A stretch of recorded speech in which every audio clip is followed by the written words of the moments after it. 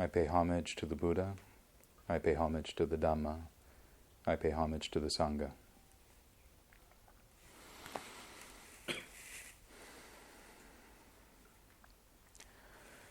Well, as Venerable Santi was saying, I had a late night last night.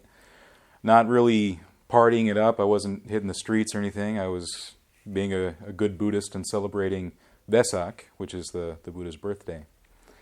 And it's something I've come to love to do, visiting other temples, because it helps me feel connected to the larger Buddhist community.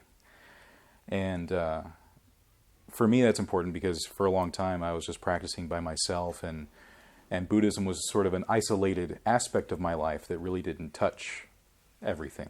But now Buddhism definitely touches every aspect of my life, and sometimes in pretty funny ways, because yesterday before I went to the temple, I was visiting some friends for lunch. And I didn't want to really have to change, because I'd already had a busy day anyway. I was here yesterday for the Buddha support group, and then had to drive an hour back to Fullerton and everything. And I didn't want to carry a bunch of clothes with me, so I dressed in my all-white clothes to go to the temple, stopping at my friend's house first. And so, they know I'm Buddhist, and they know that at this point I'm teaching, and they've seen pictures of me in the white, but they haven't actually seen me interact with them at a little, afternoon lunch party dressed in all white. One friend in particular I know relatively well, kind of an acquaintance, and she was curious, what's it like to go and celebrate, at the temple, what is it like? And, without really thinking about who the audience was, I just said, well, it's kind of like church except without the Jesus, And they looked confused, and at first it didn't really click as to why, but then I realized that I was talking to a room of ex-Protestants, and I'm an ex-Catholic. And when you know anything about the Catholic Church, that comparison makes way more sense. It's like Mass, and it's like going to Christmas Mass, because it's the birth of, your Savior. Of course, the role of Savior is very different in Buddhism than it is in Christianity. But there's still this deep reverence for this great teacher who's given you all of this wisdom to carry on in your life, and you're celebrating that person's birth. And you go through a lot of chants and a lot of prayers as a group. You're sitting and you're standing, and then you're sitting again and standing again, palms together. You're reciting things that you've all memorized together. For Buddhists, it's the refuge and the precepts. For Catholics, it's the Nicene Creed. So for me, it made total sense to make that comparison. For people who might have gone to Protestant churches growing up, or are still Protestant, that comparison may not fly. I don't even really know what Protestant church is like, but from what I've seen in movies, it's mostly hearing a sermon of some kind, and I don't know. There could be stuff, but there doesn't seem to be the same kind of ritual that you might find going to a traditional Buddhist temple, or even, say, going to a Catholic Mass. A lot of ritual there. And I felt pretty brave going to my friend's house for that lunch, because I was wearing all whites and eating really saucy pizza. Red sauce everywhere. I was so brave. I couldn't believe that I even attempted it, and clearly very mindful, because not a drop on my shirt. I guess I like to live dangerously sometimes, and that's how it came about, eating pizza, wearing all white.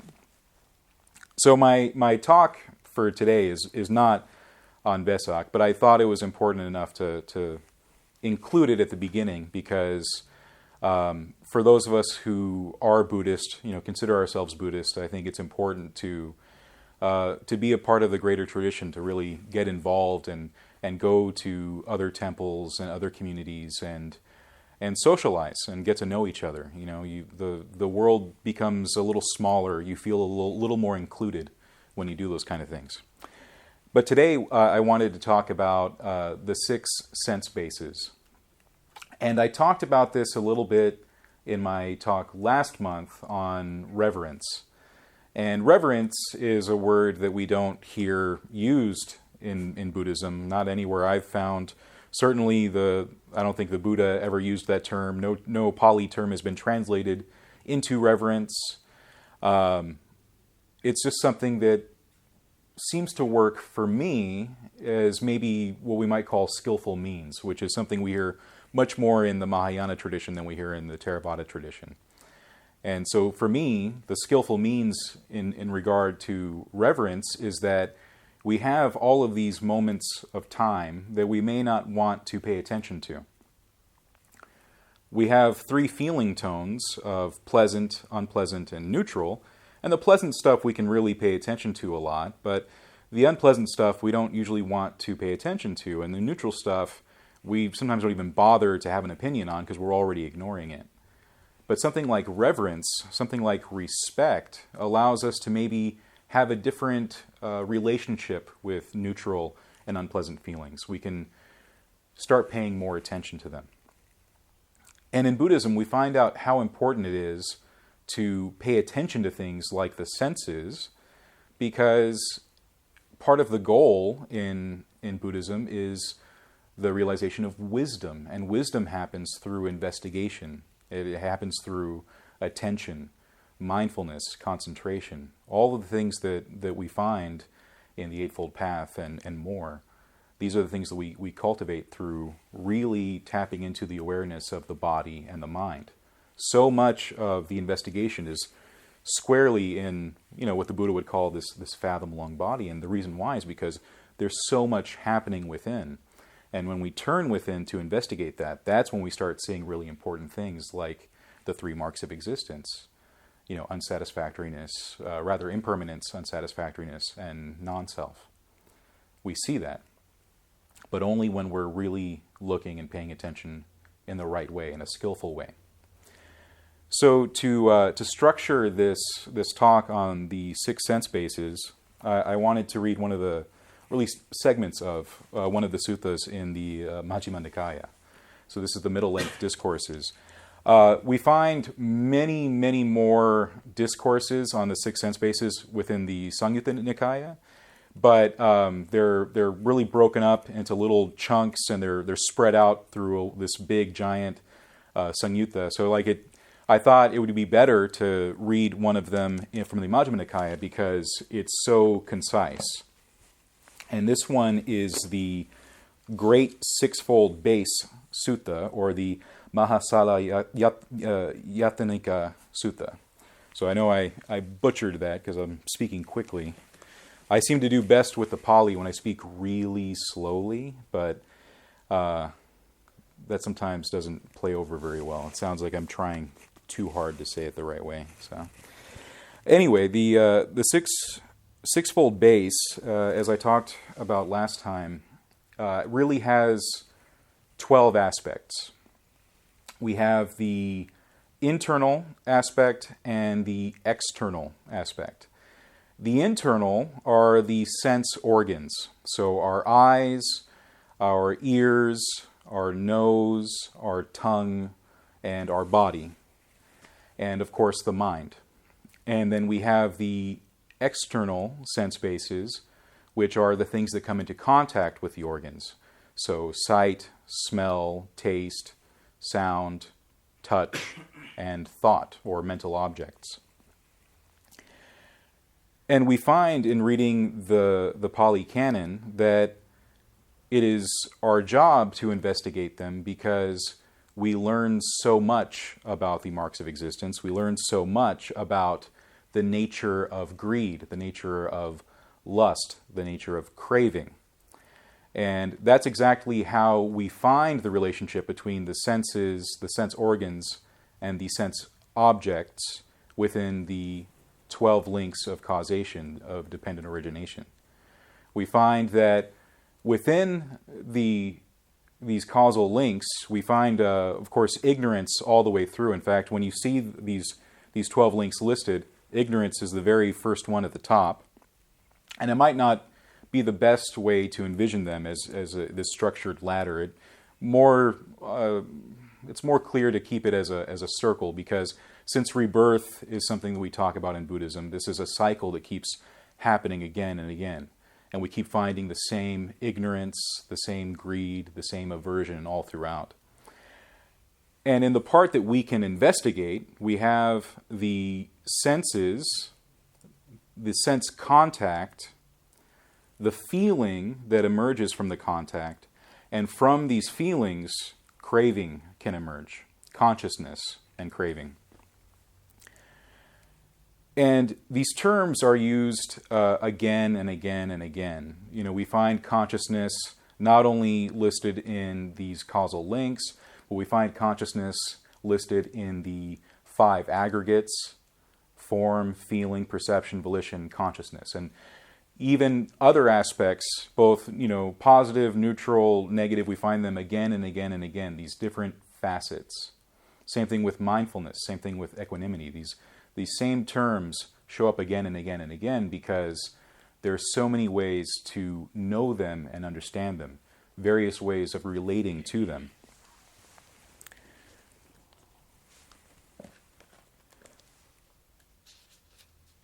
So the Buddha tells us, bhikkhus, when one does not know and see the I as it actually is, when one does not know and see forms as they actually are, when one does not know and see I consciousness as it actually is, and he keeps going on, when we don't see these things as they really are, we abide inflamed by lust, fettered, infatuated, contemplating gratification. Then the 5 aggregates affected by clinging are built up for oneself in the future, and one's cravings, which brings renewal of being, is accompanied by delight and lust, and delights in this and that, increases. One's bodily and mental troubles increase. One's bodily and mental torments increase. One's bodily and mental fevers increase.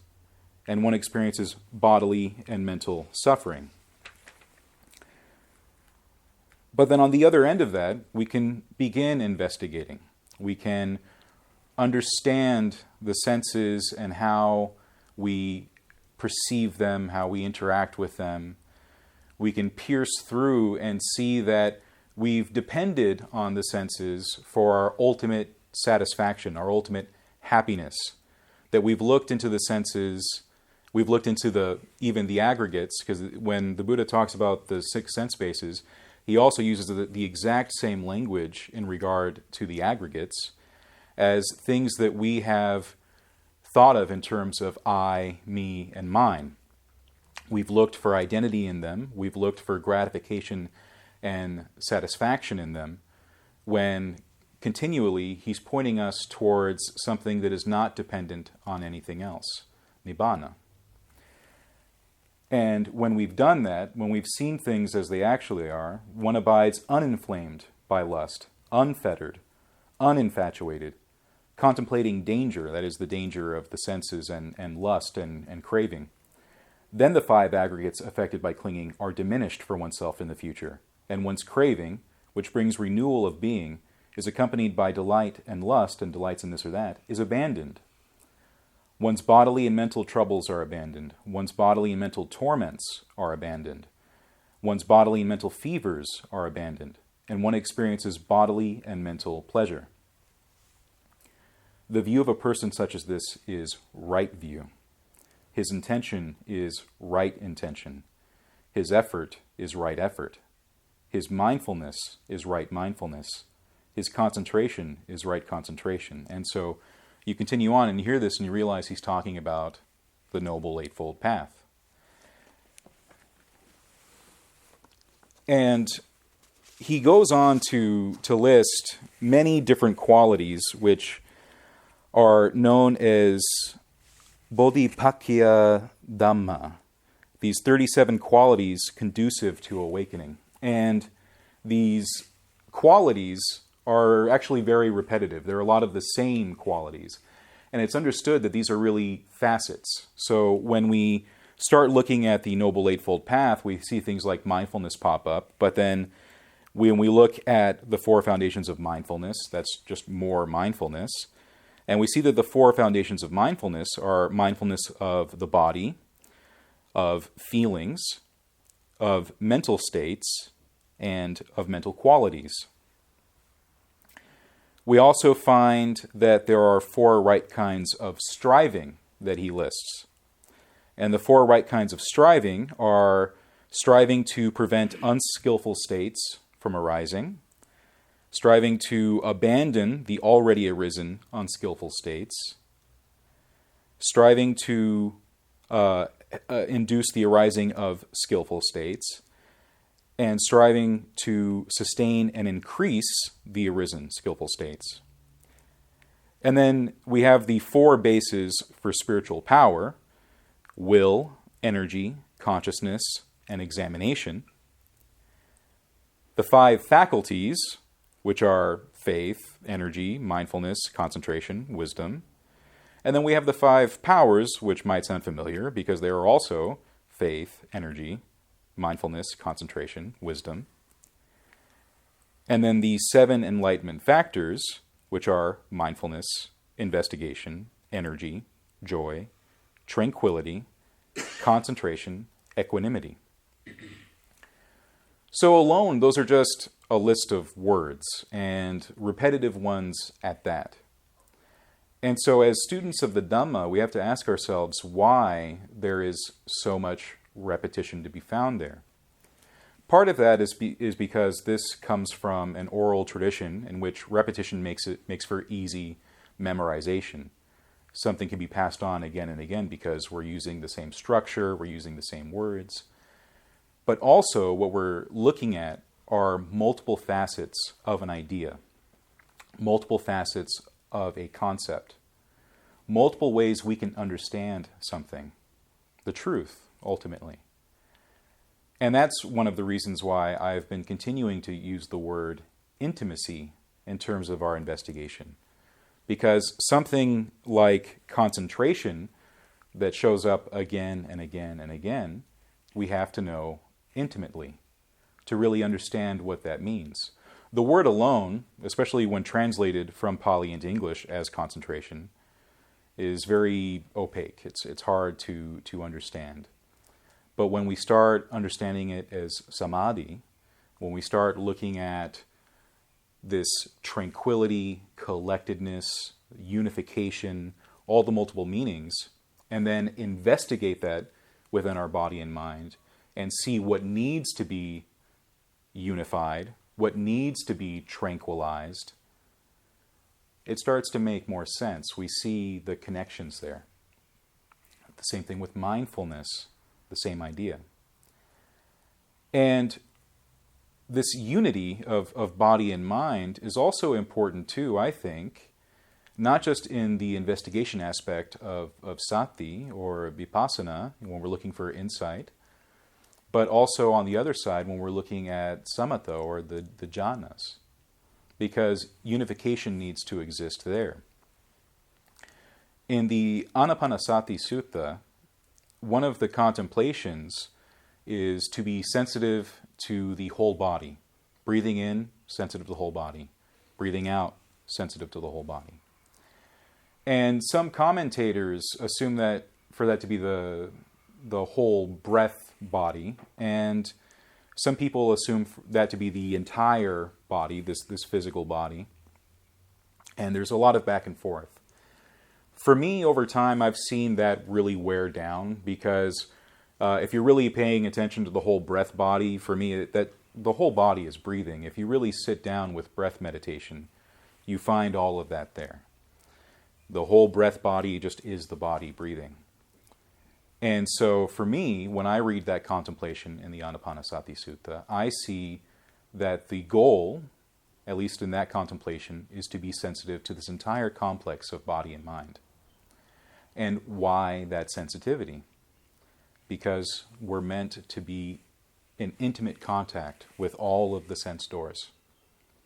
That doesn't mean that we get caught up in the contact, we get lost in the feeling, that we fall into greed and hatred and delusion, but that we pull back enough, that we have the mindfulness and concentration to abide in the body, And when we do that, things change. Like for me, before that, the jhanas didn't really happen.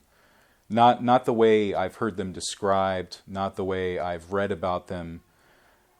But when I began to meditate with the whole body, abide in the senses, abide in the nose, the eyes, the ears, the tongue, the body itself, the mind itself, unified and tranquilized, I found that the kind of things that people talk about in the jhanas of like joy and rapture and peace were found there, and they didn't have to be worked at.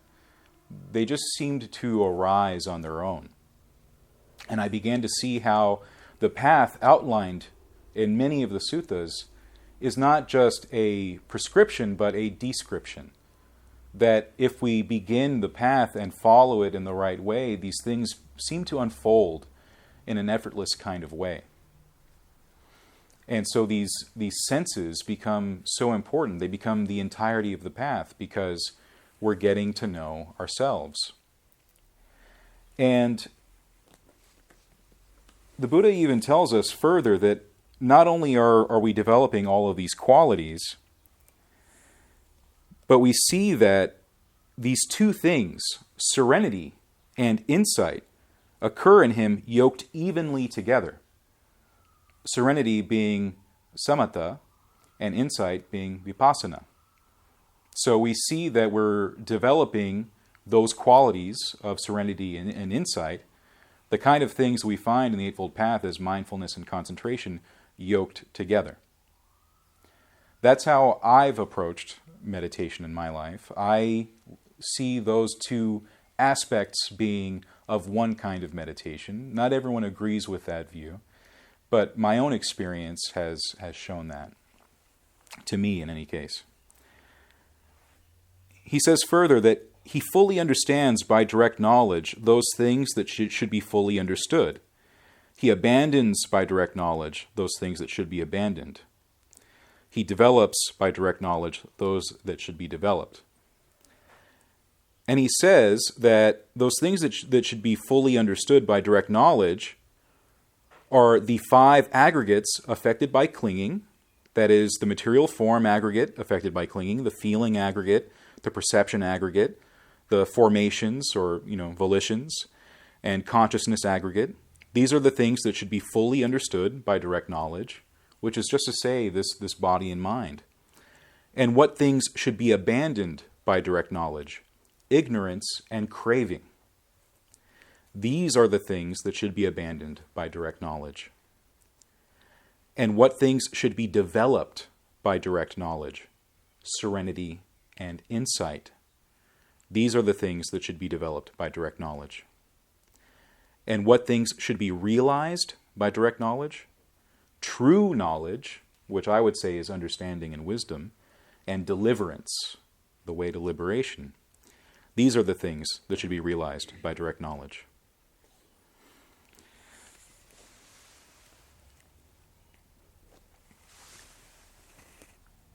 So when I read suttas like this and I try to understand their meaning,